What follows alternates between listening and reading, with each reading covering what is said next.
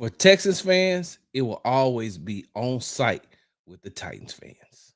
Hard work, hard work, hard work, hard work, hard work, work. There you go.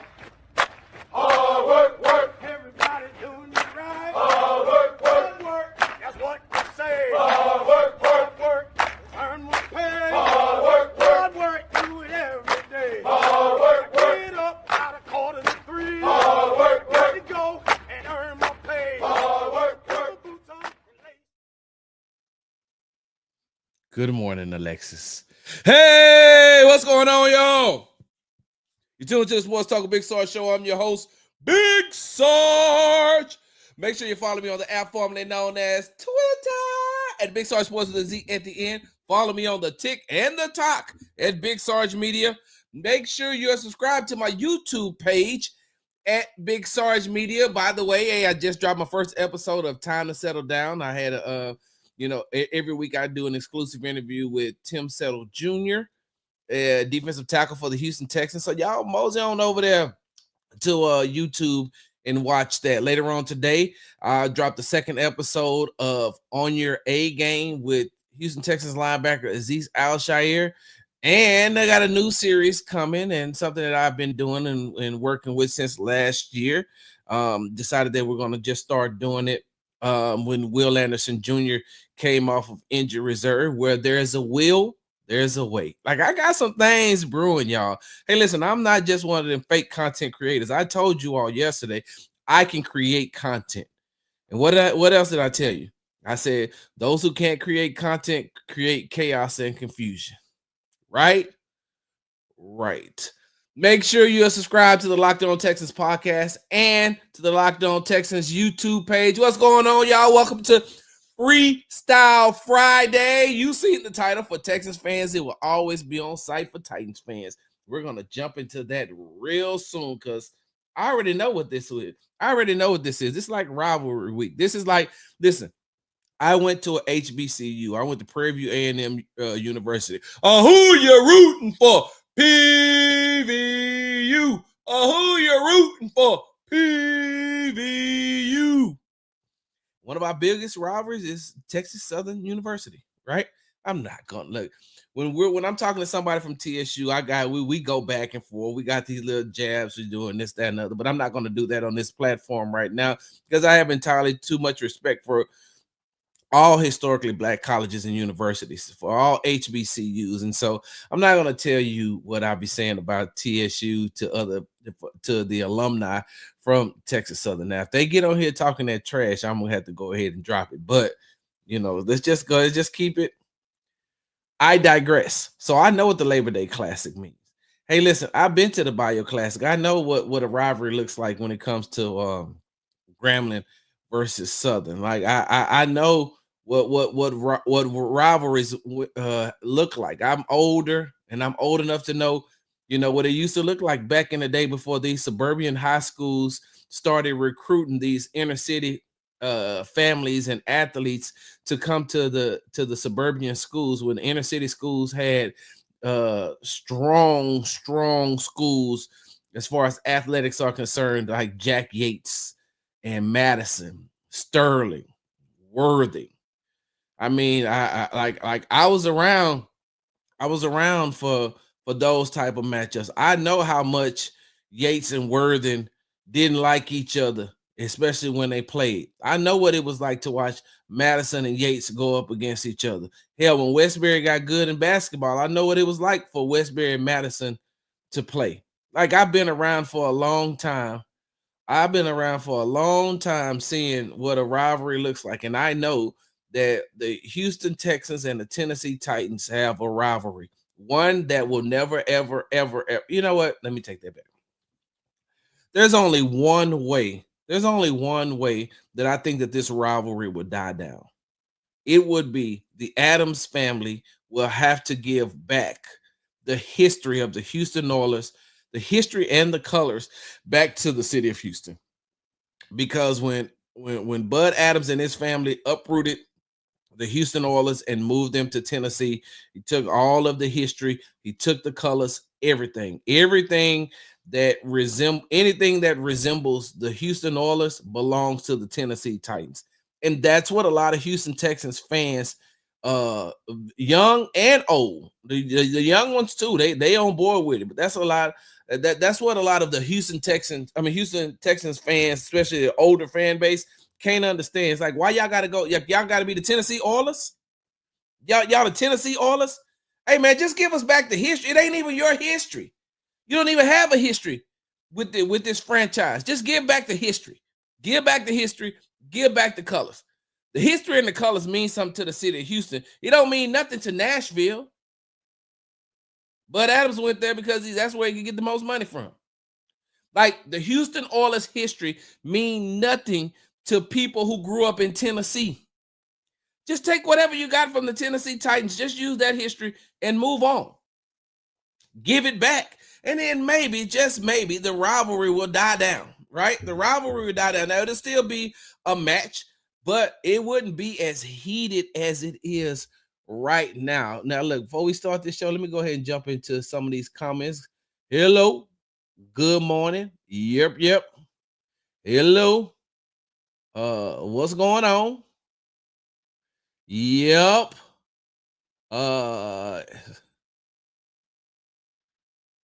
Oh, really? Oh, wow. I didn't know that. Yep. Yep. Good morning to you. So look, that's all. But we'll jump into that. We'll dive into that in a second. I got something else I want to talk to you all before we start the show. Hey, listen. Hey, y'all know who I'm about to talk to right now. Those of y'all who like to clip it up and say you didn't start talking Texans until this point, it's about to start. So go ahead and mute your whatever apparatus. Don't leave though. Don't leave. And y'all better make sure y'all subscribe. How else you gonna hate on me if you're not subscribed to what I'm doing? Like, subscribe. And then you can see, you can hate all you want on what I'm doing. So check this out. I got a question that I need to ask before we start talking about this week's game between the Tennessee Titans and the Houston Texans. I just got a question I need to ask, right? So some of y'all help me out. Drop this in the comments. So, and I wrote this question down because I did not want to forget it. So if someone you used to be cool with, but y'all fell out, and I'm talking about friends, even family. If someone you used to be cool with, but y'all fell out and never spoke again, should you be pressured into feeling sad? I'm just asking. Like, should you, like, if y'all were cool and then y'all weren't cool anymore, and then y'all didn't talk and y'all didn't speak and y'all weren't, y'all were not on a friendly basis, should you feel pressured to feel sad? I don't know. I don't understand it. Like, I don't want you to wish bad on anyone. I don't want you to wish bad on anyone, but by the same token, send your condolences, but should you feel bad? So and listen, I'm about to make it personal now, and I'm going to tell you why I wrote this question down. So one of the people who helped me get started in this media industry by giving me an opportunity to cover games, to be on radio. I started out with 7 or 8 people in a studio double dutching to try to get a take in. And what I mean by double dutching is everybody talking. And so you waiting. If you ever seen anybody double dutch, you waiting to try to jump in. So I used to have to double dutch to get a takeoff. And I would be lucky to, with that many people in the room, with the host and the co-host, you'd be lucky to get your takes off. And so I ended up going from that to hosting that show with 2 other people. Then it turned out to just be my show. That's how Sports Talk with Big Sarge actually started, not from that person, but because the station owner was like, hey, I want to give you an opportunity to have your own show. Shout out to Mr. Morris. Your own show. You're talented. I see what you're doing. So I want to give you your own show. And so before he gave me my own show, I was still doing the other show. And while I was doing the other show, the guy who created the show, him and I fell out. We was, people know him around Houston, so I'm not gonna say his name, but he just passed away. So if you know, you know. So him and I fell out, and I was like, "Hey, bro, cool. You can have your show. Ain't nobody doing it but me anyway. But go ahead, you can have your show. I'm cool with that. I'm gonna walk away. You can have it." And then that's when the station owner called me and said, "No, I don't want to lose you. You're too talented. I want to give you your own show." And so from that point on, this had to be 2020. See, Mila passed away in 2017. So she passed away in September of 2017. So it had to be the early parts of 2017 because her and I had a show on there as well.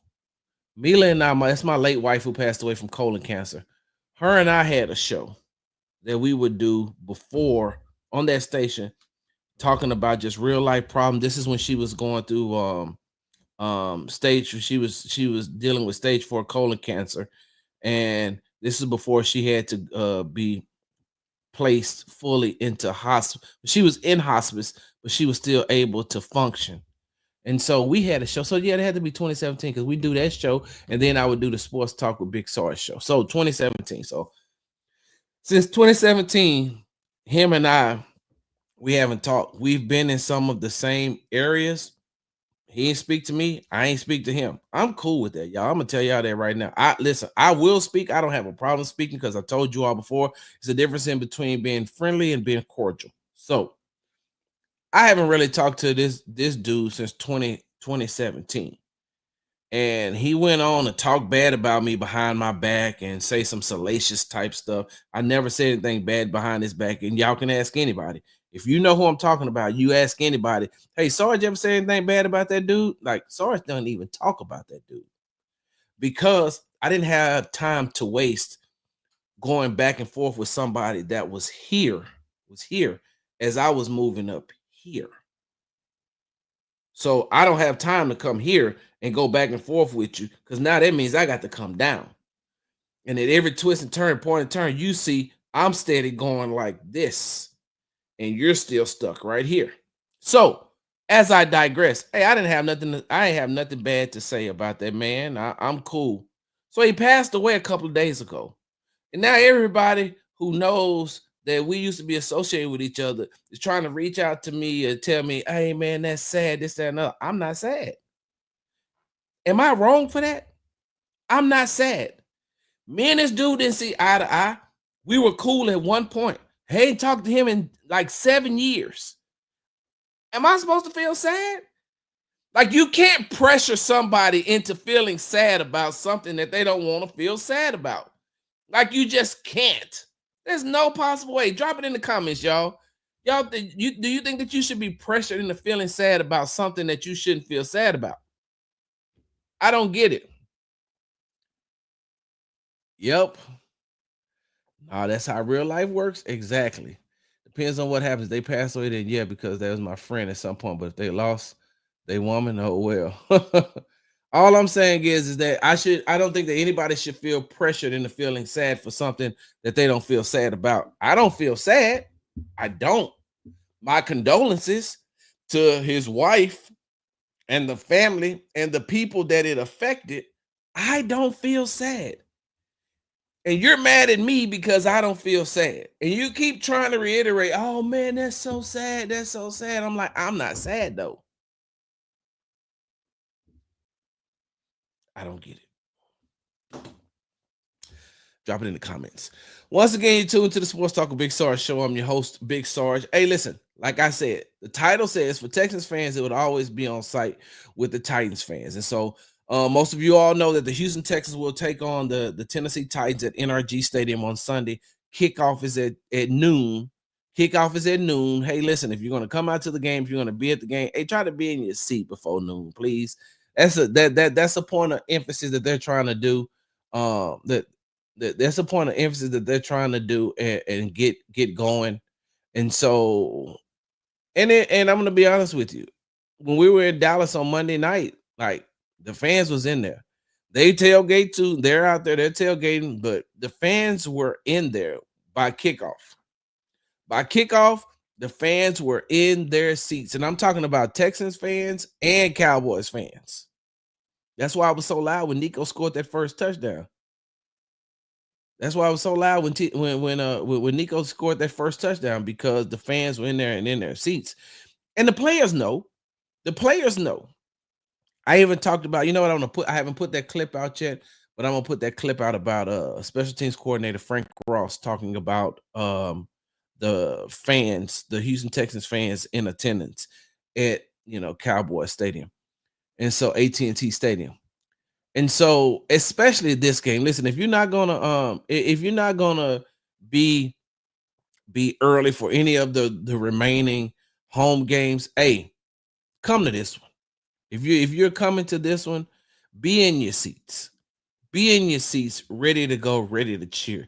Because every time the Houston Texans play the Tennessee Titans, it's always personal. And it's always personal for Texans fans, especially Texans fans. It's personal to Titans fans because they're always they always pretty much got to defend themselves, because nobody in Houston really looks at them as a real franchise. Like, they don't look at them as a real franchise. What they look at them as is like Houston Oilers 2.0. If the league would have just started a new team in Tennessee, just said, "Hey, look, we're expanding," and one of the new expansion teams will be in Tennessee, that'd be one thing. But like we discussed earlier, hey, they took the history of the Houston Oilers. Bud Adams moved there. He took the history and he took the colors, and so that's going to forever be on site. Now, I'm not advocating for violence, and I'm not on site. I'm not using that literally. I'm using that figuratively. I'm not saying that if you see a Tennessee Titans fan, you should fight, or a Tennessee Titans fan see a Houston Texans fan, you should fight. I'm not advocating for violence. What I'm saying is, what I mean by on site is that there's going to be a lot of trash talking. A lot of trash talking. And no matter what the record is, listen, whatever the record has been for the Tennessee Titans, it didn't matter when they played the Houston Texans, because the Houston Texans fans are going to talk trash. So just like what the record is now, the Titans, everybody in the AFC would have to drop out, lose. They would have to just drop out of the NFL in order for the Titans to make the playoffs this year. They're not going to make the playoffs. There's no possible way they can make the playoffs. No possible way. Hell, you could put the Titans in college football right now, and they wouldn't even make the 12-team playoff over there. Like, the Titans are horrible. Like, they stink as a team. They stink. Their team is not good. They got some players that are good, but as a whole, their team stinks. And it starts with the quarterback. I don't care how good Will Levis has played. I don't care how good he's played in the last 2 games. It does not matter. Will Levis is who he's going to be. And what Will Levis is Daniel Jones 2.0. For those of y'all who don't know who Daniel Jones is, he was the starting quarterback for the New York Giants, but I think he has gotten his position taken. I think that he's been relegated to a backup, and that's all Will Levis is.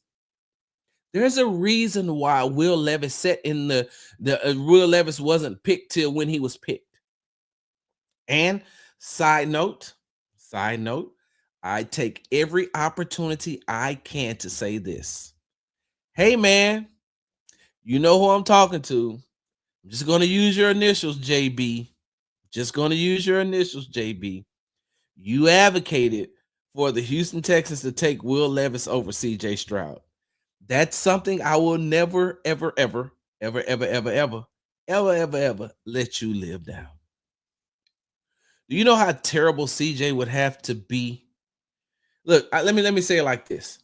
At Will Levis's height, like, Will Levis will have to be better than Tom Brady for me to ever say he's better than CJ.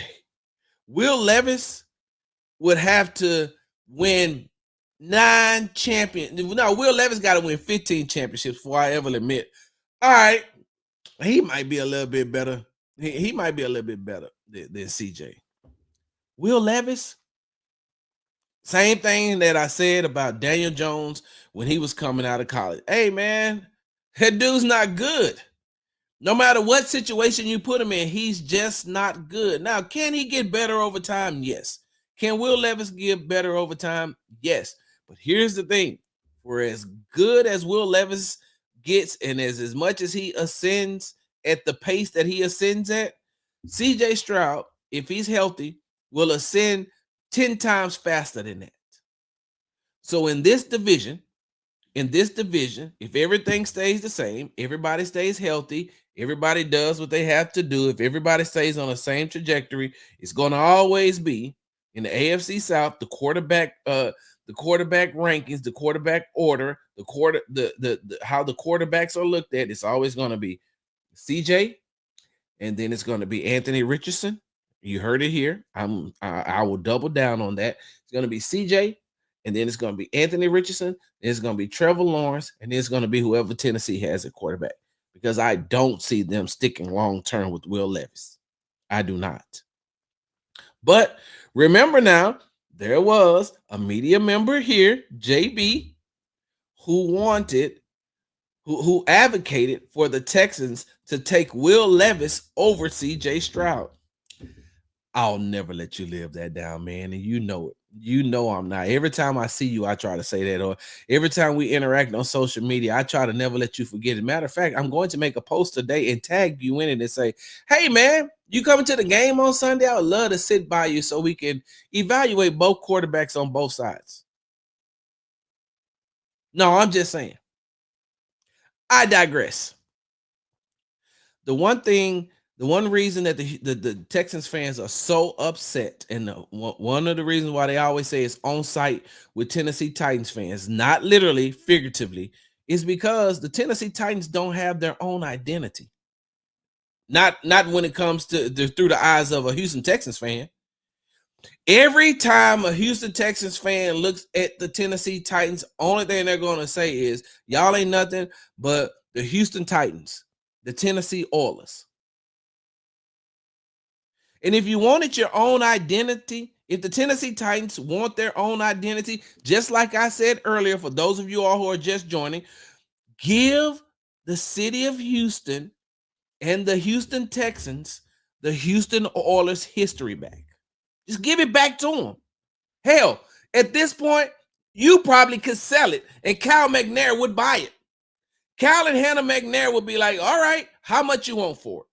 And if it's not some astronomical price because Amy Adams is being petty, if it's not some astronomical price, then they'll be like, to be able to have that here back in the city of Houston, let's do it.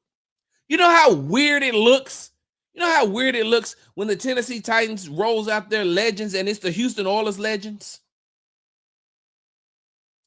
You know how weird it looked last year when the Tennessee Titans was trying to wear the Houston Oilers colors for the first time, and they brought back all of the Oilers greats in Tennessee. The Houston Oilers. Every time you mention them, you have to say former Houston Oilers players. So why would you want to hold on to the history? You ain't making no money off of it. People in Tennessee don't know what the hell the Columbia Blue really means. People in the city of Nashville, in the state, did I say the city of Tennessee? I hope I didn't. I'm gonna have to go back and look at that. But this is live, so if I said it, my bad.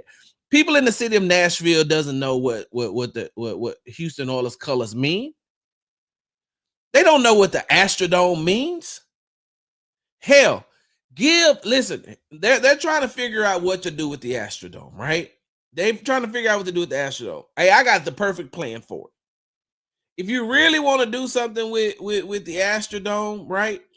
See what it's going to take if the Tennessee Titans will give up the Houston Oilers history. And if the Tennessee Titans give up the Houston Oilers history, then I would make the Astrodome a Houston Oilers museum. Right? right? That's just my proposal. If you can get the Houston Oilers history back from the Tennessee Titans, just make the Astrodome the Houston Oilers Museum. Hell, you can even throw some Houston Astros stuff in there somewhere because they played there too. So, but you could make that. But you have to get the history back from the Tennessee Titans first. And like I said, last year when I was at the game, I'm sitting here and I'm watching all these people wearing all this Houston Oilers paraphernalia, trying to be petty because that's the day that the Tennessee Titans lost to the Houston Texans, but they were playing the Houston Texans, and that was the first time them wearing them Oiler blues, them Oiler blue units, and they brought back some of the old Oilers legends. And I'm saying to myself, do you know how out of place these people look? They feel. I see some look, people walking around with a Warren Moon jersey on. Let's just say Warren Moon. Like, bro, you weren't at the Astrodome watching Warren Moon. You don't still feel the pain of when the Oilers lost to the Buffalo Bills. You got some people here in the city of Houston right now that if you mention that game between the Oilers and the Bills, they'll start cussing because that's how much it meant to them. You don't know, you didn't watch Earl Campbell. You don't know what Earl Campbell was doing.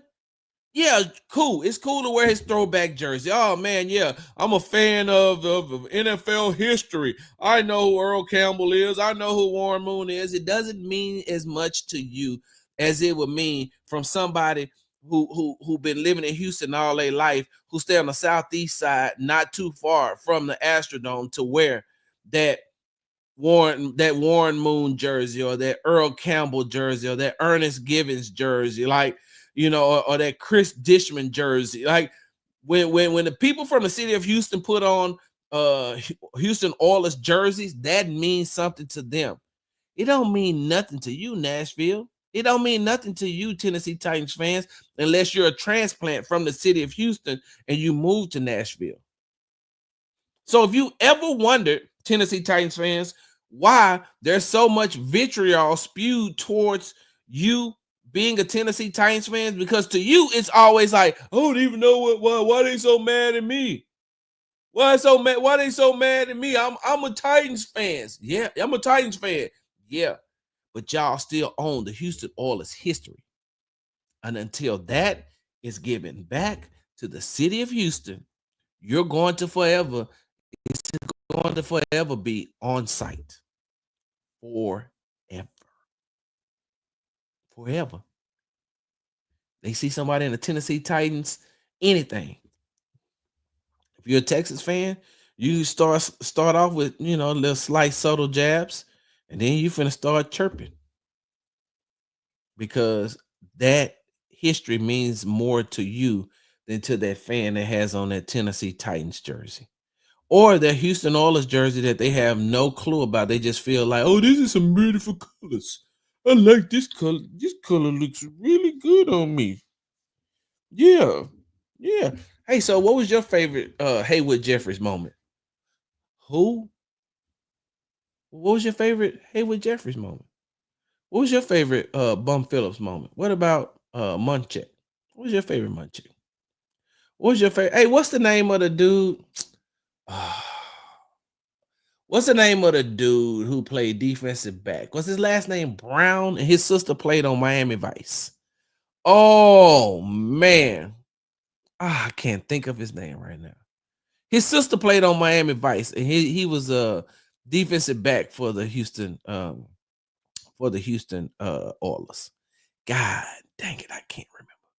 Anyway, so some of this stuff don't mean nothing to y'all in Nashville. Some of this don't mean nothing to you new Tennessee Titans fans, but that Houston Oilers history and those colors mean everything to the city of Houston and and their fans and the people who have lived here for a very long time. It means something to them. They remember going to the Astrodome, watching their favorite team play.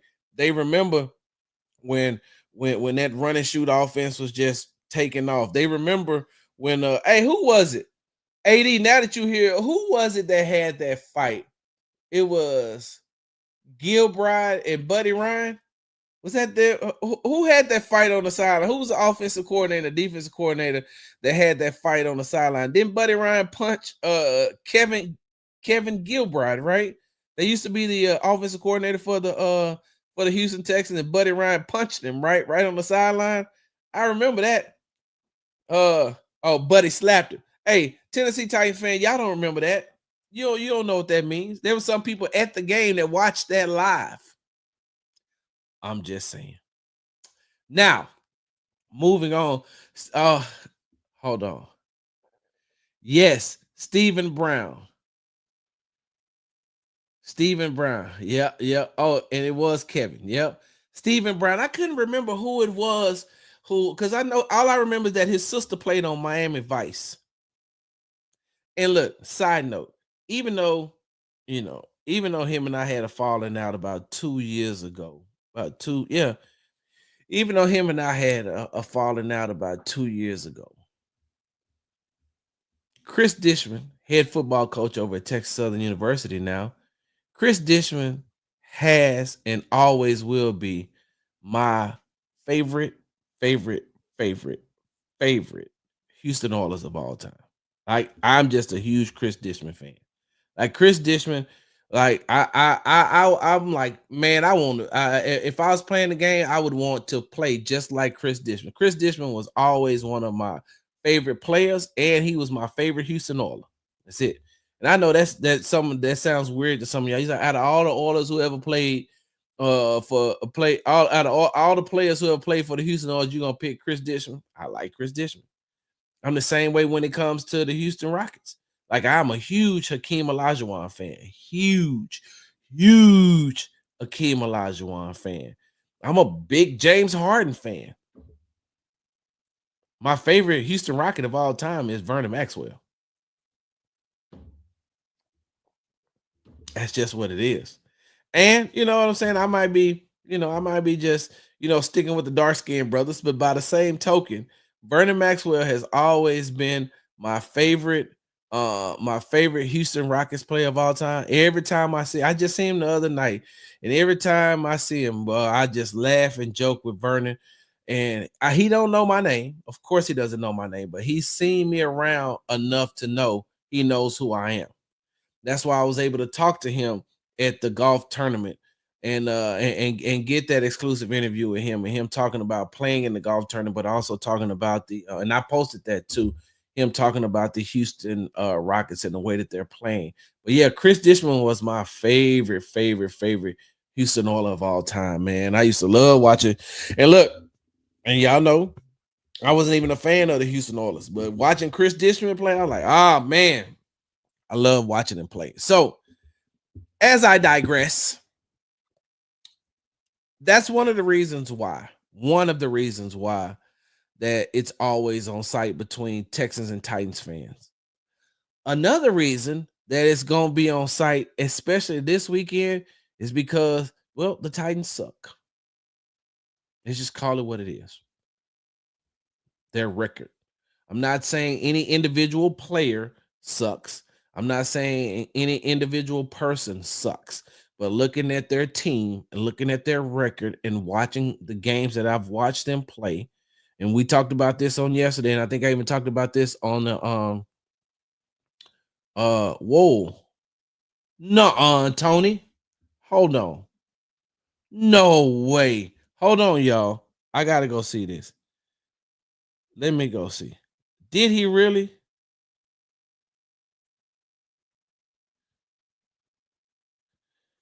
Wow. Wow, Tony, I'm just now seeing it. Breaking news: the Giants are releasing quarterback Daniel Jones per the Schultz report. Jones asked for his release, and all sides are moving on. After they gave him a hold on, y'all. Listen, but the good thing is this. Wait, hold on. Haywood Jeffrey was my favorite, even though I was a big Moon fan. Yeah. Hey, look. Let me put this back up real quick. It's Freestyle Friday, right? AD even reminded y'all this Freestyle Friday, so we just freestyled it over here. We'll get back to some Texans talk in just a second because I want to go ahead and give my keys to victory real quick. But Daniel Jones just got released. This is why I always laugh at the Giants as an organization and as a franchise. So you gave all of the money to Daniel Jones, and I know that it was a contract. I'm sorry, a team friendly type of contract, but still, you showed that you wanted Daniel Jones more than you wanted Saquon Barkley, who is in the talks for being NFL MVP this year with the Philadelphia Eagles. You could have gave Saquon the money and kept it moving and got rid of Daniel Jones a very long time ago. The New York Giants is a very unserious organization. Unserious organization. And you can see it. You can see it coming. If you watched what's that show they call where not the show, but when they following them what's the show where they follow the teams around? And anyway, there was a clip going around where they were talking about keeping, I think it was the son who said we should keep Saquon Barkley. And then when he was talking to his people, they wanted to keep Saquon. I think the owner wanted to keep Saquon, really wanted to keep Saquon, but I think he was talked into letting him go, letting him walk, because everybody was like, "Oh, the market for running backs is such and such and such and such." And now look at you. Now look at you. An unserious organization. You should have known what it was going to be like when you drafted Daniel Jones. And to be honest with you, I'm looking at this and I'm saying, hey, look, it's what's the day? November 22nd, 2024. I could be looking at this same headline and just replace the name with Will Levis. All I got to do is replace the name and put Will Levis just got released. Because like I said earlier in the show, y'all remember, see, look, hold on, god dang on it. This is why you listen to Sports Talk with Big Sarge live Monday through Friday. I can honestly say Monday through Friday now because I'm doing a Thursday show early in the morning. Make sure you're there. I can honestly say, watching Sports Talk with Big Sarge live Monday through Friday on YouTube, Twitter, and on Facebook, this is why you do it. Did I or did I not just talk about Daniel Jones earlier in this show? Did I or did I not just compare Will Levis to Daniel Jones? And now Daniel Jones gets released. And what did I say? Hey, this is in 2 years, I could be reading this same thing when it comes to Will Levis. Because they're basically the same quarterback. And I told you all that. They're the same quarterback. You're going to be watching Daniel Jones 2.0 this weekend when you watch the Houston Texans take on the Tennessee-Titans. And that's good. And as somebody, I'm going to be honest with you, though. I'm going to be honest with you. Kind of wish it was the news that the Cowboys was getting rid of Dak Prescott. What? Did I say that? I did, didn't I? Yep, Bruce Matthews, Evan Bethea, Mike Munchak, Jim Norton, Eddie George, Ray Childress. Oh, Ray Childress was a dog. Ray Childress was a dog. Hey, Lou, what's going on, man? Hold on. Titans fan claims Steve McNair don't even know he was drafted as a Houston Oiler. Exactly. Yes, Hard Knocks. Yep, they not serious about winning. Hard Knocks is what I was thinking about. What's up, Sarah? 47 million. Cap hit, 69 million dead cap. Which one is the hit or both? Ooh, that's a good question. That is a good question, Sarah. I don't have the answer for you right now. I would have to get all of the details. I'm going to get them for you, though. It'll probably be on Monday's show. The running backs doing the heavy lifting and mediocre quarterbacks are getting paid. Yep. By releasing Jones, now the Giants only pay Jones for money owed this year. Okay. This is no cap hit since they released him now. I knew that there was the contract was team friendly. I just didn't know how team friendly it was. That's how they made it make sense. They said that it's the number on paper is actually just a fictitious number to make Daniel Jones feel good. That when it first came out, that's what was said. That's what the analyst said, is that number isn't a real number. It's just to make Daniel Jones feel good in his comments. Thank you. They call me Mr. Nobody. Will Levis and Tom Savage is the same person. Yes, Jones has no guarantee money after this year. And I think that's why, because like, what is it? If it's a pre June 1st cut, it's one thing, and then if it's a post June 1st cut, it's another, right? Because I even looked at that when I was looking at some of the Houston Texans players, and I was looking at the pre June 1st cap money and the post cap money. If I'm not mistaken, that's how that worked. John Mara just dropped the statement. I'm gonna be honest with you, Texas Underground. I don't want to hear from him. I don't. He ain't nothing but a more passive aggressive Jerry Jones. They're pretty much that's all he is. What is he gonna say? If I was a Giants fan, I would be cussing right now. I would be waiting till I would be sending the. If I was a Giants fan, I'd be sending the social media team of the New York Giants. I'd be flooding their page. They'd have to block me, and then I'd find another way. I'd go, hell, I hit them up on Twitter. I hit them up on Instagram, TikTok, Facebook, Blue Sky, Threads, Vines. What's the name that what was the thing that everybody used to use? MySpace. Like, I'd be hitting them up on everything. Just like if I wasn't in the media, boy, I would have scorched earth Jerry Jones when he gave Dak Prescott all that money. That was horrible. The Flaming Thumbtacks messed up wearing Oiler gear against the Texans last season. And Dable. Dable got to go too.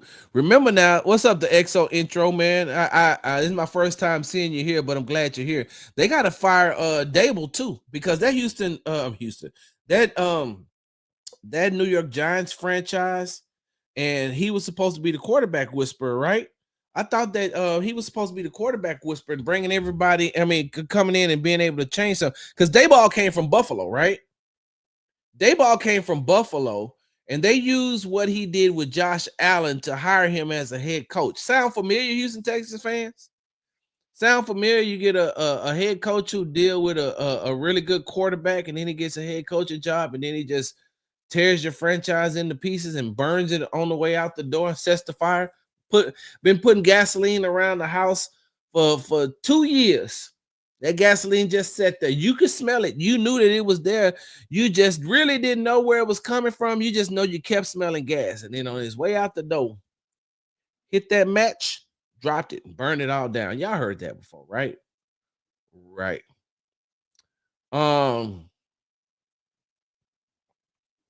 He crazy. I'd have milked him for that money if I was Jones. Hey, you know what else is so crazy about this?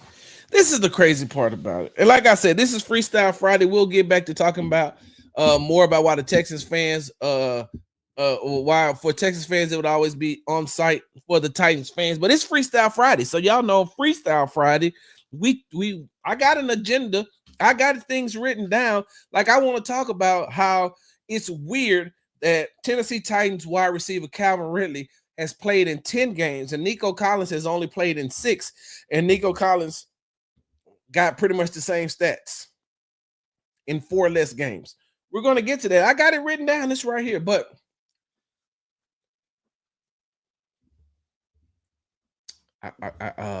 hold on. Yeah. Let me go ahead and put this out before I go on this rant. Don't forget to tune in tonight, 7:30 p.m. Central Standard Time on YouTube on the app formerly known as Twitter to the H-Town Rundown, as they will preview the matchup versus the whack-ass Titans. So, just real quick, because this is Freestyle Friday, so I'm gonna go ahead and I'm gonna have to freestyle something real quick.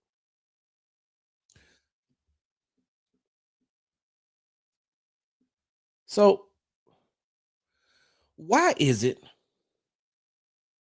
that these quarterbacks are able to quit with no repercussion, but every other position group will get some type of backlash?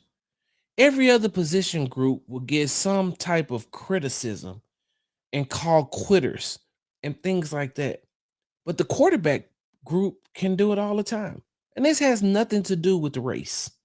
It has nothing to do with the race, because I watched Deshaun Watson quit on the Houston Texans. I watched him quit. Now, for whatever reason, he wanted to quit. There was some underlying reasons that I could see why he was upset and why he would be upset because of some of the decisions that were made behind his back. And you don't want to do that to a franchise quarterback. You want to keep him in the loop, especially with when you're the things that you're doing, behind his back will affect him, will affect him, will affect what goes on as far as the personnel on the field and things like that. So it has nothing to do with race. I watched Deshaun Watson quit on the Houston Texans. Now I watched Deshaun Watson. Then I watched Derek Carr quit on the Raiders because he got benched. Deshaun Watson didn't lose his job because of performance. Deshaun Watson just didn't want to play. Derek Carr, when he was with the Raiders, he lost his job because of performance. And then after he lost his job, he wanted to take his ball and go in the house. He quit on his teammates. Daniel Jones, right now with the New York Giants, according to the reports, he asked for his release. You're quitting. You're quitting on your team. You're quitting. Hell, in a unrelated sport, January 12th, 2021, 22. All I remember is January 12th. I can't remember. I really need Cody right now, Cody Davis, because he knows the exact year. But January 12th, I know I remember it's January 12th because my birthday is January 12th. I just don't remember the year. What was the COVID year? Was 2022? What year was it that the NBA started late? It was the COVID year, I remember, because we were in the arena, but we were all spread out. We were in Toyota Center, but we were all spread out. And it took James Harden forever to get to the Zoom press conference. And then when he got there, he basically just quit.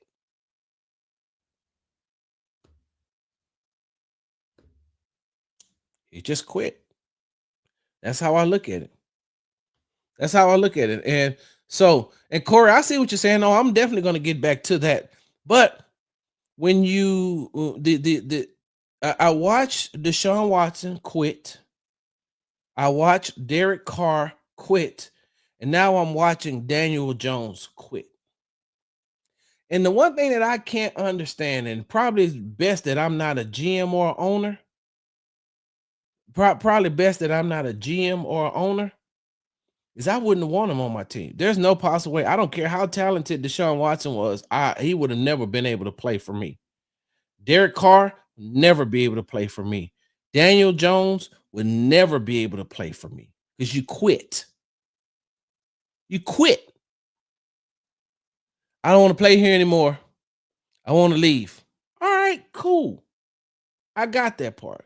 You don't want to play here? Cool. But you're still part of the team. And I still have you under contract. See, this is where we're different because I'm looking at it like, hey, cool. You don't want to be here no more? I got it. But I still got you under contract. So if I tell you show up to the game and I'm still paying you, then you show up to the game. Oh, I don't want to play here no more. I want to be released. Well, in due time, when I feel like it. Other than that, no. But these quarterback positions can almost quit without repercussion. If this was a wide receiver, right? These wide receivers, especially these wide receivers that want to get paid, we're looking at like a T. Higgins or Jamar Chase or CeeDee Lamb coming into the season. They're saying they want to be paid. Either they want to be paid or they don't want to play. And then what does everybody call them? Divas. Oh, they're just a bunch of divas. They don't really want to do this. They don't want to really do that, Sarge. They're just a bunch of divas. The wide receiver position is a diva position. Running backs wanted to get paid. Saquon Barkley wanted to get paid, right? Derrick Henry wanted to get paid. Oh, running backs have no value. Why would I pay a running back that amount of money? I'm not paying a running back that type of money, but yet you turn around and pay these quarterbacks, a lot of them who underachieve, you turn around and you pay them this type of money. And then they just quit on you. If I'm not mistaken, hey, the Houston Texans had given Deshaun Watson the money that he wanted, right?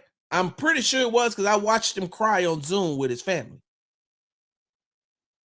I watched him cry on Zoom with his family, right, when he was signing his contract. Did Derek Carr not have a big contract as well? Did not the Giants just give Daniel Jones money? So when we look at these other position groups, why is it that they are frowned upon, these wide receivers who want to get paid? Why are they frowned upon? Because they want their money, but you don't look at it when it comes to these quarterbacks, and especially these quarterbacks who quit. Like, that's how I look at it. You can say whatever you want to say. I'm cool with that. You can have your own opinion. Hey, look, I'm gonna tell you what I always say. Hey, I respect your opinion. I just disagree with it. And when I'm looking at let's just look at the Derek Carr situation. They told him, hey, we don't want you around the facility, right? Because you basically told us after you got demoted, you didn't want to play here anymore anyway, right? Well, if you don't want to play here, we don't want you to be here. You know what he should have said? Well, even though I don't want to play here, I'm going to stay here and finish this season out with my teammates. Even if I'm on the sideline just holding an iPad, even if I'm just standing over here holding this iPad with a Raiders cap on and an earpiece in, I'm gonna finish it out because these are the people that I went to war with. These are the people that I went to battle with, and I'm not gonna quit on them. I'm gonna be right here. I'm gonna be in the locker room, and whatever feelings that I have, personal feelings I have, I'm gonna push them to the side because I'm gonna finish battling with my teammates. When I watched Deshaun Watson sulk around NRG, when I watched Deshaun Watson sulk around the Methodist Training Center, my whole thing was, hey man, I get it. I get it. If you're on the sideline or if you're around, you might be a distraction, but you need to let them know, I don't want to be here. I don't want to be here. And now with this legal stuff going on, I really don't want to be here. That's when that's when it would have made sense to not have you around. But before that, you had already quit on the team anyway by saying you didn't want to be here. You're not going to play here anymore. Okay, cool. I got it. No problem. I got a prime example. I got a prime example. Brandon Cooks, former wide receiver for the Houston Texans. Brandon Cooks had already made up in his mind he did not want to be a part of the Houston Texans anymore. He didn't want to be a part of the Houston Texans. He didn't want to be a part of the rebuild. And I just put out the video of when I specifically asked him about how could he get his mind right to get ready to go through another year, another rebuild year. And he said, I'm not going through another year of a rebuild year. Me and my team are working on me getting up out of here, basically. But you know when he told me that? In an exit interview. In an exit interview. They were cleaning out their lockers. This was the end of the season. He didn't tell me this in the middle of the season. As a matter of fact, if I'm not mistaken, hey, in that Colts game, Brandon Cooks played, right?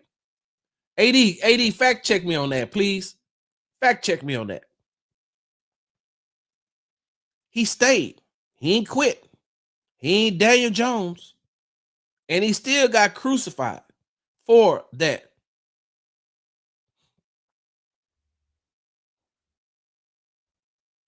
What Daniel Jones did today was tell Malik Neighbors, hey man, I think you cool, but you know, I ain't built like that. Hey man, Devin Singletary, like you cool, man, and I'm not built like that. He told every every player on that team, active roster, practice squad, injury reserve, on down, that he is a quitter. And if we ended up being in the same place, somewhere else on the same team, I'd be like, hey, bro, look, I respect you. We got to get through this thing playing. I respect you as the quarterback on the field, but off the field, bro, you can't say nothing to me. You can't. You got demoted and you quit. And here's the thing. You didn't get demoted because the organization didn't like you. You got demoted because of your performance. And so now, because your performance was so bad, hey, Derek Carr as well, your performance was so bad, Daniel Jones, that they wanted to replace you and do what's best for the team. But instead of you want to do what's best for the team, you want to quit. See, how come people can't see it that way? I'm not trying to get you to agree with what I'm saying. All I'm trying to get you to do is see what I'm saying. Daniel Jones was benched because of performance. His performance did not meet expectations. They did not. They didn't meet expectations. So the team made a decision to do what's best for the team. You wanted them to keep rolling you out there knowing that you're going to put up a piss poor performance and keep the team down. Look, no matter how many games they won this year, how many games they're going to continue to win, it does not matter. You had an opportunity. They gave you that opportunity. They believed in you. They extended you. They kept you and got rid of Saquon. They kept you and said, we have faith in you. We have faith in you, but your performance stinks. And when they finally say, hey, man, we can't take what's going on with your performance anymore, then what do? They replace you. And then when they replace you and do what's best for the team, you tell the team to kiss your ass because I don't want to be here no more. I want to be released. To do what? What other team is picking up Daniel Jones? Unless, hey, he may be great at breaking down film. Like, I want to be honest with you. Lance Zierlein, who is over at ESPN 97.5, who I have a lot of respect for in this media game, and who I respect with the breakdown that he does as far as being able to, you know, when it's time for the draft. I've seen this process personally. I know how much work he puts into going into each. He could tell you about a third string tackle at East Carolina and give you everything about him. So he's one of the people that in this media business that I have a ton of respect for. He made a statement the other day and said, Dak Prescott is up in the booth. And I would love to see Dak Prescott be able to call some plays this year. And that flicked on a light switch and to something that I had told my cousin who cuts my hair a long time ago. I said, man, maybe Dak may not be a good quarterback. Maybe he's just built to be an offensive coordinator. Because I feel like he's talented. I can't put him in that top tier. But the way that he is able to see plays, when they let him call his own plays, you could tell he knows the plays. He just, the performing the plays may be a different thing. So Lance Zierlein said that the other day, and I was like, hey, man, that's a great take. That's a great take. That may be what needs to happen to Daniel Jones. Hell, I'm going to be honest with you. I feel like that Davis Mills could be a great offensive coordinator. Davis Mills has a brilliant mind when it comes to the game of football. Now, do I believe that after he's done playing quarterback in the NFL, that's what he's going to do? Nah. Davis Mills probably going to go somewhere and sell commodities. You know, he's probably going to be on the New York Stock Exchange. Or he's going to move back to California and get a job with one of his Stanford either teammates or one of the people he had classes with.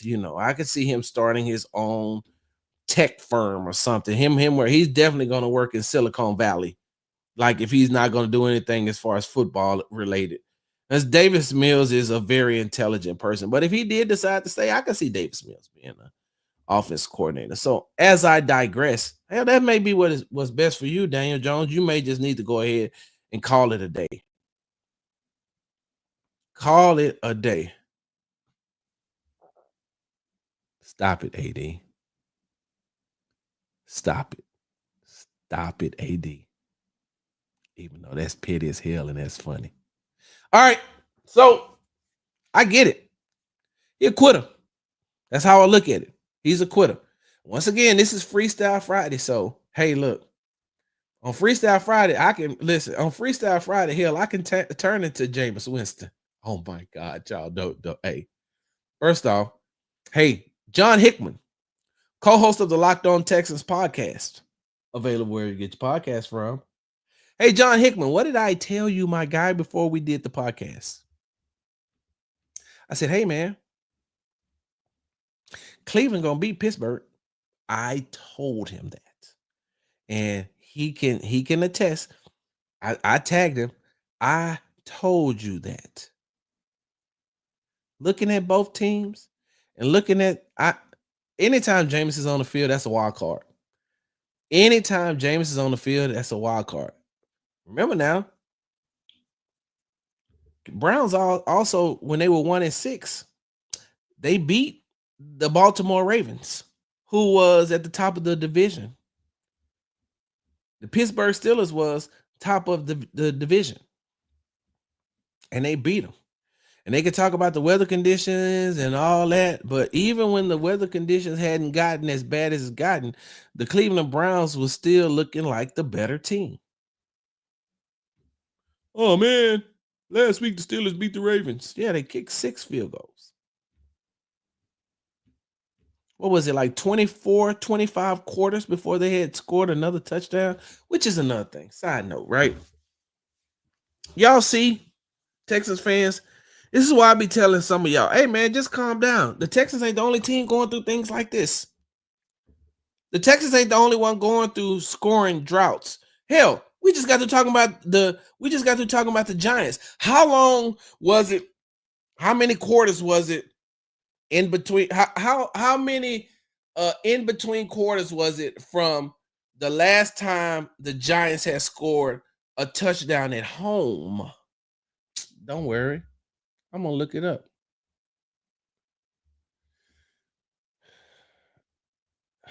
Giants scoring drought. I'm going to look it up.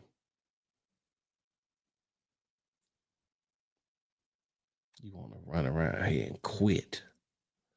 This is October 20th, 2024. Danny Drought. Giants, Daniel Jones hasn't thrown a touchdown pass at home since before signing his $160 million contract. This is according to CBS Sports, right? The New York Giants was run over by their former number 2 overall pick as Saquon Barkley returned to MetLife Stadium and racked up 106 rushing yards and 1 touchdown. He could have broke the record, but he decided to take himself out. That was it, right? Huh. After the Giants went 9-7-1 in 2022 and made the playoffs while Brian Daboll won NFL Coach of the Year, they gave Daniel Jones a $160 million contract. Since putting pen to paper that deal, Jones is 3-10 as a starter and has thrown 8 touchdowns compared to 10 interceptions.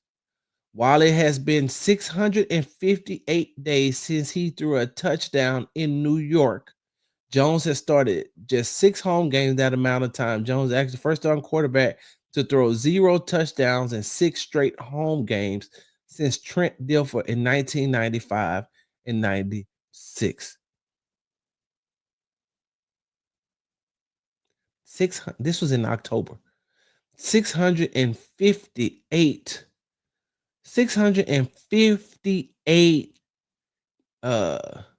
Hold on, let me make sure I got that. Days. 658 days. Hold on, let me see if I can find something else.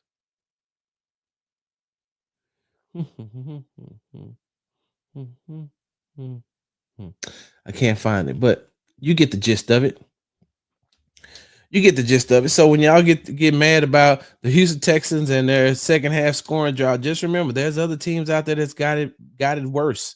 It took a long time for the Giants. It took a long time for Pittsburgh. How long had Pittsburgh went without scoring a touchdown? You know what? Don't worry about it, y'all. This is why you tune in to Sports Talk with Big Sarge. And I got to get up out of here in just a second. Don't worry, I got access to it. Give me 1 second. Give me one second. There we go. Pittsburgh Steelers. Let's see. Game tracker. All right. Let's see. Let's start. Let's just look at the game October 28th. Steelers scored 2 touchdowns October 28th, week 8. Right? They scored 2 touchdowns in week 10. Yeah, 2 touchdowns in week 10. Okay. So it had been 1, 2, 3, 4.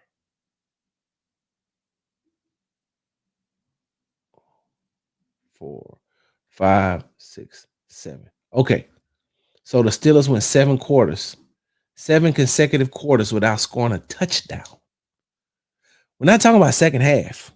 We're talking about scoring a touchdown. Yeah, Dizzy, you tardy. So let me go ahead and get back up into these comments right quick, and then we're gonna get up out of here. Let me see.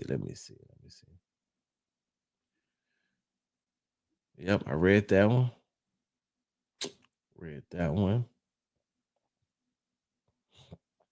Let me see. Read that one. There's one I want to get to. Hold on. Hold on. Ha ha ha. Bring it back, man. I'm ready. Hey, you got to be from Houston to know what that means. This is what I want to see what Corey was talking about. When a job playing with your life, leaving is the best option. Saying quit has a negative connotation.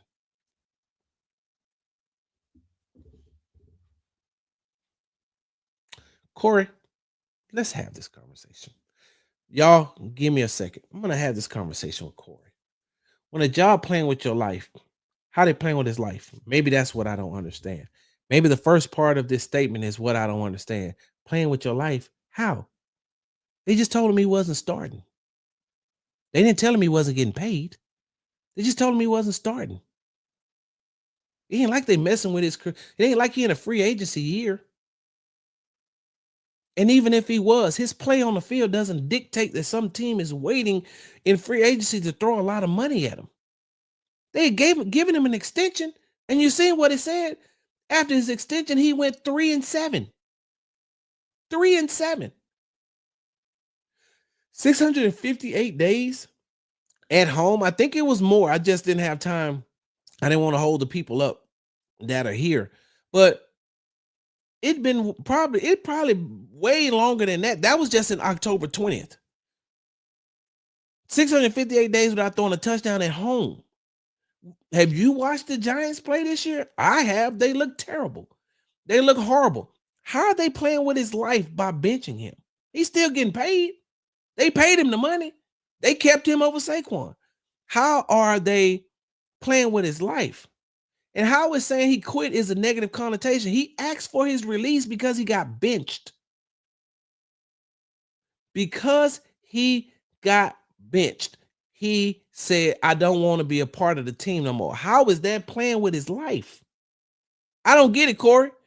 I really don't understand. And saying quit in this instance is not a negative connotation. He quit. He asked for his release. They didn't tell him, we're releasing you. He asked, they gave it to him. That's quitting. We are in week 12. The season doesn't end to the end of week 18. There's still a lot of football that has to be played. There's still a lot of games that the Giants have to play. And if you ask to be released, that means you are quitting your job. He quit his job. You took a demotion. That ain't playing with your life. Your check is still coming. You still getting paid. We paid you. We're going to pay you. But if you want to quit, then quit. You're right. It's a business, Corey, and he should. And exactly, and the team did exactly what they were doing business wise by putting his ass on the bench. This ain't high school. It ain't got nothing to do with high school. You're right. He a grown man getting paid. He has a job. In high school, you just at school. In high school, you can quit. In high school, you can quit with no repercussions. Hey, look, I don't want to play football no more. I quit. All right. Cool. All right, you don't play no more. Cool. In the pros, you're quitting under contract, getting paid. You're quitting because your feelings are hurt. That's the real reason you're quitting. I want a divorce because you hurt my feelings and say that I didn't look good in this outfit.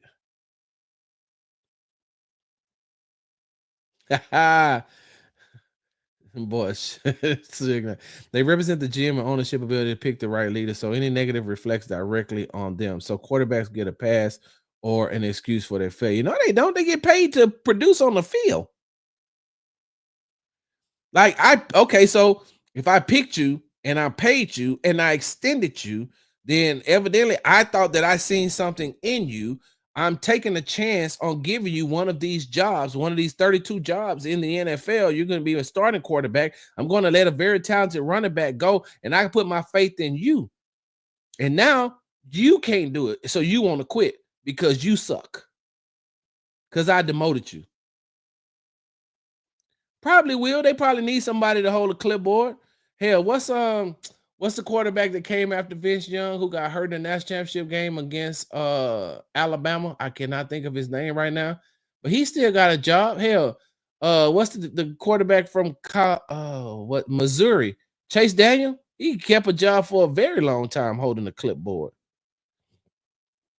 Cowboys had an opportunity to do the funniest thing ever when they played the Giants last week. Daniel Jones versus Tommy DeVito on Thanksgiving. Oh, that will be fun. Hey, Sarah, that's take of the day. That's take of the day. Hey, look, let me tell y'all something right now. Hey, if the Dallas Cowboys pick up Daniel Jones, hey, I'm coming back on this show and say that my fandom for the Dallas Cowboys has been temporarily suspended for the rest of the year. I will not root for it. And if Daniel Jones is on the Dallas Cowboys roster heading into the 2025 season, I will no longer be a Dallas Cowboys fan. You heard it here first. Clip it up. AD, write it down. Corey, I know you already ready to write it down. If they sign Daniel Jones to play quarterback for the Dallas Cowboys, I ain't watching another Dallas Cowboys game for the rest of the season. And I don't miss no Dallas Cowboys games.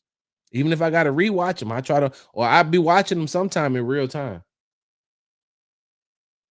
But if Daniel Jones is on this roster, on the Cowboys roster this year, no. And if he is on the roster going into 2025, I'm done being a Dallas Cowboy fan. That's it. I'm out.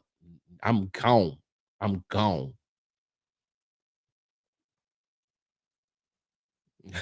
Okay. Let me see. So as you're looking at it from a grown man's perspective, everybody that's grown ain't built the same. Nah, that's true. That's true. Sergeant, wish you could ask Brandon Cook the same question now. Exactly. Yeah, he didn't. It wasn't the right decision. I wouldn't say he quit. The organization and the Giants quit. Daniel Jones just said, "I don't want to be a part of that." But the organization quit on Daniel Jones because of his performance.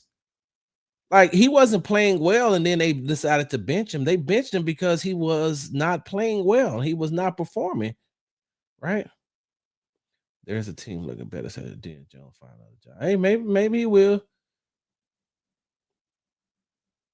I still thought that was funny. That's hilarious. I'm not freestyling. Look, we freestyle Friday is the name of it. Yes. Because AD, you go first. If you freestyle, I'll freestyle. Winston's the best soundbite in the NFL. Yep. That was funny. Let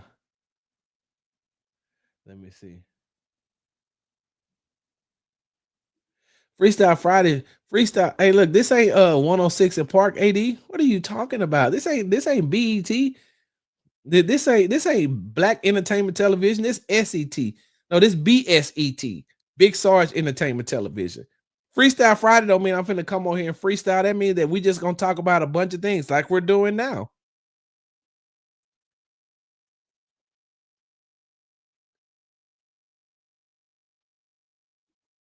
Hey man, hey, let me know when you hit me up on the space so I can join it too. I want to be able to join it too.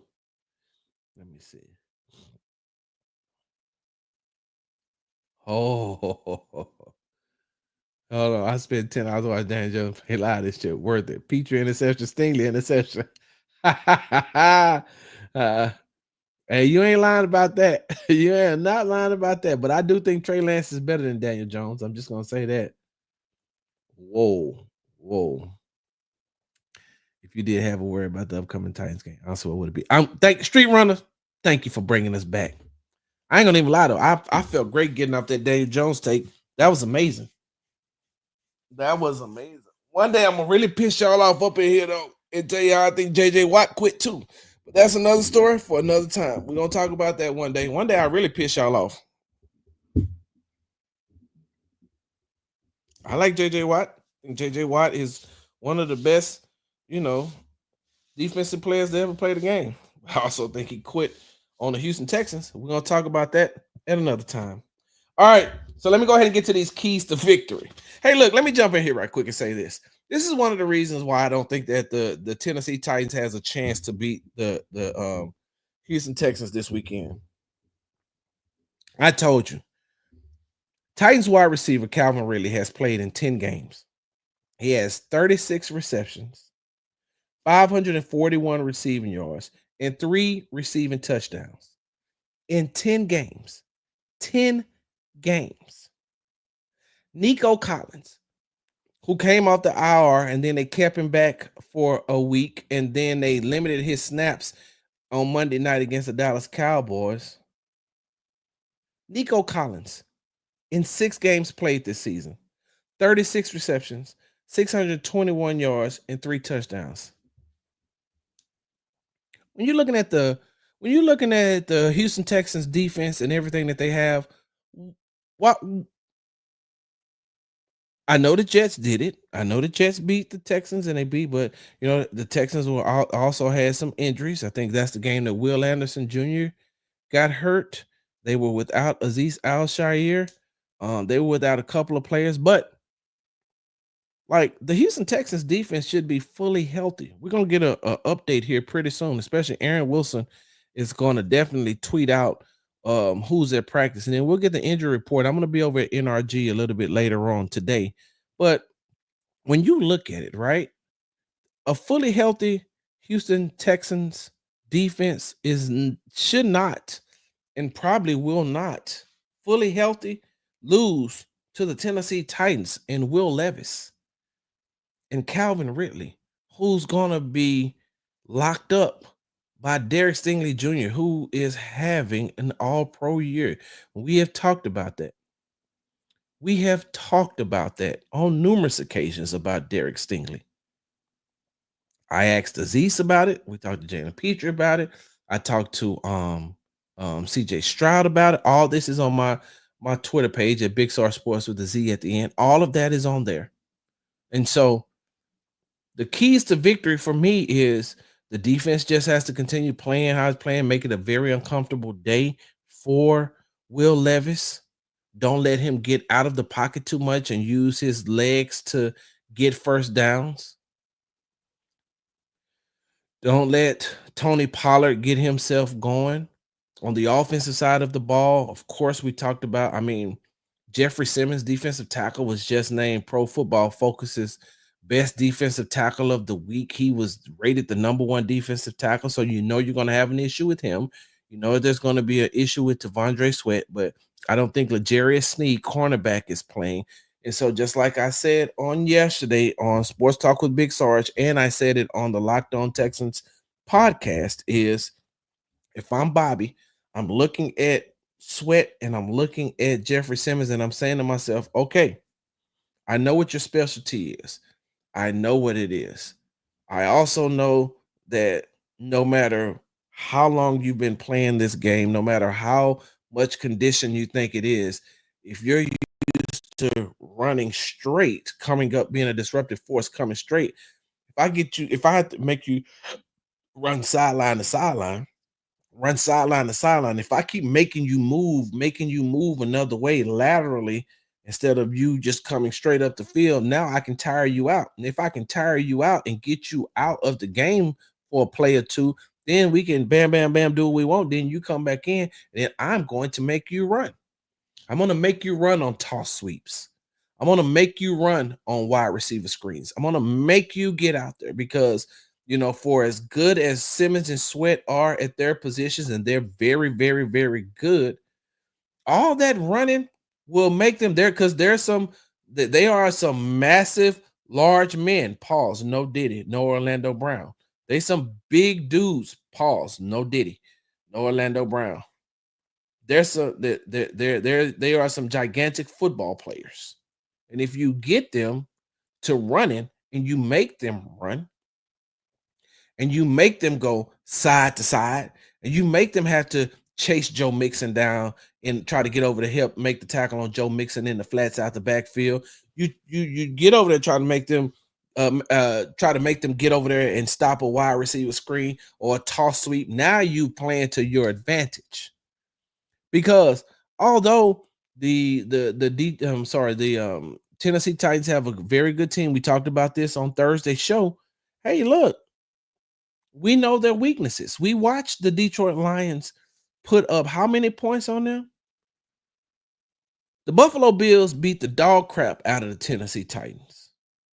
The Detroit Lions beat the dog crap out of the Tennessee Titans. And I understand this is different because this is a divisional game. This is a rivalry game. And I know that the Houston Texans may not do the same thing that the Buffalo Bills or the Detroit Lions did. But we seen what the Houston Texans can do. They beat the Buffalo Bills. We seen them go toe-to-toe with the Detroit Lions. And if those two teams can have that type of success, same way I said last week going into Monday night's game against the Dallas Cowboys, the way that you watched and you seen what the Detroit Lions were able to do to the Dallas Cowboys, the Houston Texans should have been able to do the same thing. And they went in there and they put up 34 points. Now, mind you, one of those touchdowns came from a defensive touchdown. But by the same token, they still put up 34 points on them, just like they were supposed to put that amount of points on them. They're supposed to put that amount of points on this Tennessee Titans team. And I wouldn't be surprised if the Houston Texans continue their trend of having multiple turnovers in games. I wouldn't be surprised if the Houston Texans defense didn't score another touchdown this week. Because we've talked about how these next 3 games are important for the Houston Texans, not only for them just to win those games. They're not that they had 3 winnable games against the Cowboys, the Titans, and the Jags. What they needed to do was to build their confidence up and get their swag back and get their mentality right going into the end of the season, being able to play against some of the better competition, against the Miami Dolphins, against the Kansas City Chiefs, against the Baltimore Ravens. You want them to have that type of mindset. And if they can get that confidence rolling in these next, starting with the Dallas Cowboys, moving on over into the Titans and the Jags, they get that confidence back and they can stay healthy. It's going to be hell to pay for a lot of these other teams, because I think that if they can stay healthy and they can do what they need to do in these next 2 games against the Titans and the Jags, then now you're coming in. Now CJ Stroud has gotten his swag back. Nico got his swag back. Tank has got his swag back. That defense is going to do whatever it is the defense is going to do, and they do it well. We're talking about a top 5, maybe a top 3 defense in the NFL. And the one thing that a lot of people don't talk about, and maybe because, and this isn't a flex. Okay, I'm lying. This is a big flex. Yeah, I'm flexing right now, and I don't care whose feelings get hurt. You know how I feel about your feelings. You can go get some more at Walmart. I'm about to flex a little bit. Those defensive players, one of the reasons that they love going out there wreaking havoc and being disruptive and destructive and getting the ball back for the offense because they like watching CJ and Nico and Joe Mixon and Tank. They like watching the offense too. Like they play in the NFL, but they're also fans, and they know that they have a generational talent if he stays healthy in CJ Stroud. They know how good Nico is. Hey, they know Joe Mixon is a dog. Bobby Slowick told me on Thursday he's one of those players that if there's a negative play, he doesn't really look at snap back from it. He just like, man, look, I ain't get 1 yard. Give me the ball back. I need to do more. Give me the ball back. And so the defense, and I'm talking about, I'm not telling you something I heard. I'm telling you something I know. I've talked to these defensive players, and they're like, hey, we like to go get the ball back to CJ because we be wanting to see what he gonna do too. We be wanting to see how Nico gonna do. We want to see how Tank gonna perform. We want to see if with John Mechie with some reps, how he's gonna play. Hell, in the locker room, it's you come in, it's Nico, yeah, Nico, Dylan Horton, Christian Harris, John Mechie, Will Anderson Jr., Jerry Hughes, Danico Autry, and Kadar Holman. So you got Nico, he gets the corner, of course, right? He's going to get the corner. But after Nico, it ain't nothing but defensive players and John Mechie. So they talk to Mechie a lot too. And they like, hey, man, we want to see him get his opportunities. We want to see what he can do as well. So they like being able to get the ball back and seeing him play. So, like I said, you know, the keys to victory for me is just the defense go out and be the defense. Derek Stingley go out and be who he needs to be. This isn't a revenge game for Danico Autry or Azeez Al-Shaair. They both have said it. They're like, look, you know what? I ain't gonna tell you what Azeez said. You just make sure you're subscribed to the Sports Talk with Big Sarge show on. I'm sorry. Make sure that you subscribe to Big Sarge Media on YouTube because on your A game with Azeez Al-Shaair will be dropping here pretty soon.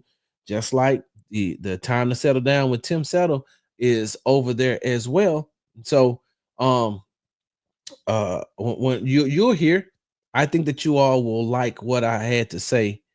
I mean, I'm sorry, I think you all will like the questions that I asked Azeez because he's going to give you an in-depth look at rookies Kamari Lassiter and Kalen Bullock.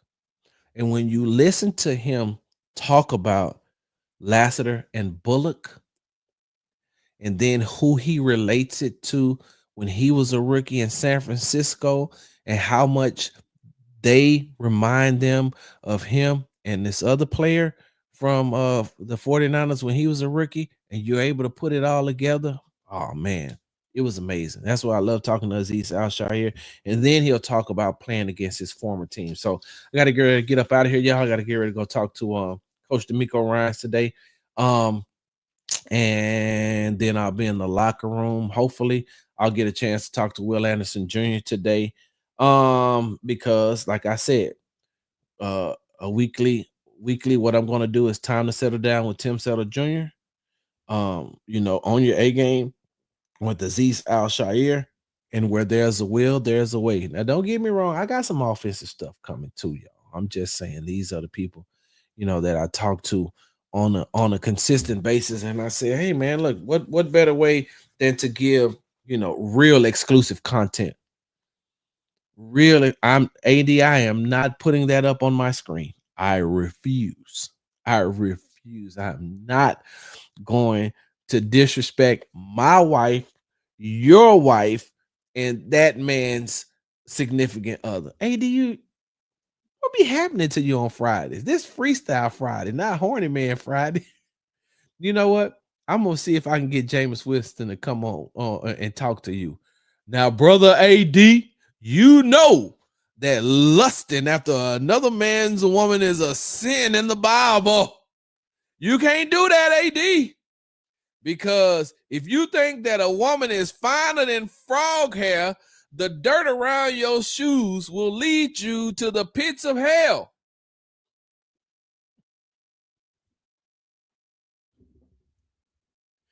Brother AD, I don't want to see you going to the pits of hell. I'd rather see you up there, the Heavenly Father. AD, I want to see you at the crossroads so you won't be lonely. And we're gonna miss everybody. We're gonna miss everybody. We're gonna miss everybody. And I miss my Uncle Charles, y'all. The great Negro poet Tupac asked the question, Brother AD, that you need to ask yourself.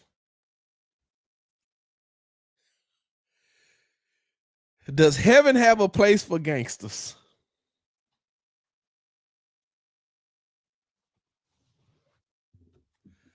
And I'm gonna miss everybody.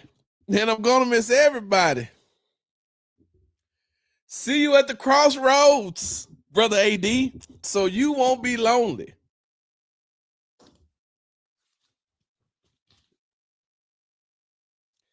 I gotta get up out of here, y'all. Hey, you know what's so funny? One thing me and my wife laugh at all the time. Anybody out there is Bone Thugs and Harmony fans, you know, because that's what I was singing. I'm being saying. Anybody out there, hey, look, y'all know at the end of It's the Thuggish Ruggish Bone. She go, we got lazy, crazy, something's in the house. He's all right. Do y'all ever notice at the end she say, and Tasha? Why would you throw your own name in there? Wait. A couple of months ago, I seen a video of her singing that, and she did that, and she still at the end said, and Tasha. You've been doing this Sports Talk with Big Sarge show. I'm your wait, hold on. Do I have any more? I don't. Y'all know I don't want to do this without getting up in here. Hold on. We'll just really have his money on for this game. Hey, look, wait. They call me Mr. Nobody. We were doing an ad break on the Locked On Texas podcast, and I think it was for Prize Picks, and I think I said something to the effect of after we did that and we came back, I said, well, shit, I bet you Calvin Ridley gonna bet on himself and say Calvin Ridley won't have over 50 yards receiving against the Houston Texans. Oh man. It's like the first shot I've seen for the Texas defense. Hey, we'll see. We need the up tempo and get a big play to get the line. Let them boys run screen. Also move the pocket and make them take C. Hey, yep. All right, Tony. I'll holler at you later on. That's right. When Mitchell got his first regular season touchdown, Will wanted to on sideline said we've been knowing and adapt him. Yep. I'm not putting that up. I'm not putting a lifetime contract. You know what, AD? I'm gonna leave you alone. I'm going to leave you alone. Yeah, have they put out the injury report yet? I seen him yesterday. I didn't know if he was playing or not. Thank you, Sarah. All right, y'all. I'm about to get ready to get up out of here. Make sure you follow me on the app formerly known as Twitter at Big Sarge Sports with the Z at the end. Follow me on the Tick and the Talk at Big Sarge Media. Subscribe to my YouTube channel at Big Sarge Media. Make sure you follow me on the Instagram at Big Sarge Sports with the Z at the end. You know we do everything for the gram. And make sure you subscribe to the Locked On Texans podcast and the Locked On Texans YouTube page. Hey, listen. Real talk before I leave here. We're going into the weekend, y'all. We're going into the weekend. Hey, let's just make it back here safely on Monday so we can talk about the Rockets playing against the Portland Trail Blazers back-to-back on Friday and Saturday. We can talk about the Texans game right here Monday morning. You know, we'll talk about the Texans versus the Titans. And the reason why I'm telling you all that is because I want y'all to come back here.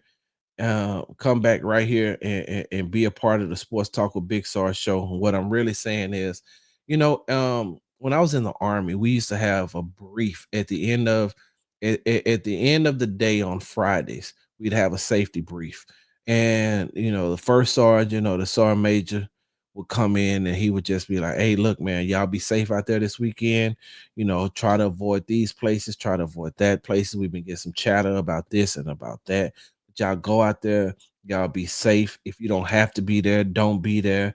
You know, spend time with your families if you got families, or you know, find something productive to do, but just make it back to Monday morning formation. Just don't go out there and get yourself involved in anything. Don't do anything stupid. And I'm not telling you all, calling you all stupid, but all I'm asking you for is just to do Big Sarge a favor and just be safe this weekend.